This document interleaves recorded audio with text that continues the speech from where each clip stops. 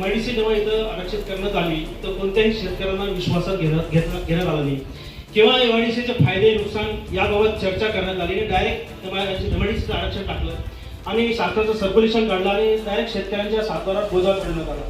म्हणजे शेतकऱ्यांना विश्वासात घेतलं का? मग असं विश्वासात न घेता हा एक प्रकारचा विश्वासघात झालेला आहे. त्याच्यामुळे शेतकरी चिडलेले आणि प्रामुख्याने इथं एमआयडीसीची गरज आहे का? जसं आता मग यांना म्हटले नगरसेवक सिल्लोडचे की सिल्लोड शहरात एक एमआयडीसी आहे. आज त्या एमआयडीसीची काय हाल आहे सर? तिथं कोणता उद्योग आहे सांगा बरं? एखादा बाहेरचा उद्योग सोडा, सिल्लोड शहराचा एखादा उद्योग तिथं सुरू आहे का याची तुम्ही शहनिशा करा. तर आमचं असं म्हणणं आहे की इथं बाहेरचा कोणताही उद्योजक येणार नाही. याच्या मागे राजकीय गणित वेगळे आहे. तर सगळ्यात पहिले या चारी गावच्या लोकांना त्यांच्या जमिनी द्यायच्या नाही हे स्पष्ट झालेले. 90% लोकांचा विरोध आहे. 90% लोक कोर्टात गेलेले. त्याचा अर्थ काय की आम्हाला जमीन द्यायची नाही. जेव्हा कोर्टात जातोय, चॅलेंज करतोय, तिथं अधिकारी स्टे दाखल करत नाही. आम्ही वारंवार अधिकाऱ्यांना निवेदन देतोय की तुम्ही जाऊन स्टे दाखल करा. का करत नाही तुम्ही? म्हणजे तुमचा हेतू कुठेतरी त्याच्या मागे असं नाहीये.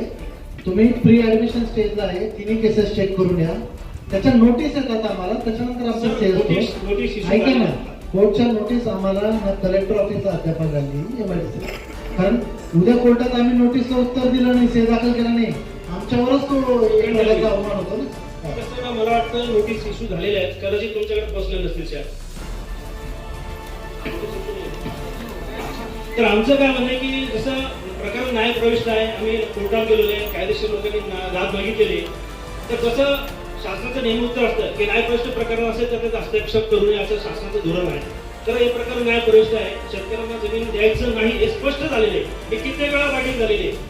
मला वाटतं एजंट साहेब आलेले तेव्हा सुद्धा हीच चर्चा झाली, साहेब आले तेव्हा हीच चर्चा झाली. जर जमीन द्यायचंच नाही तर वारंवार बैठका करून उपयोग नाही.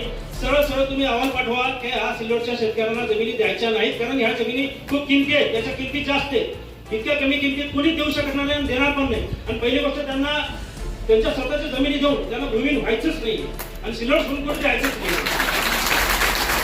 त्यांना सिल्लोड शहरातून जायचे. त्यांना कुठे हमाल म्हणून तिला काय रिक्षा चालवायच्या नाही त्यांना. तर त्यामुळे ही एमआयडीसी रद्द करावी. ठीक आहे.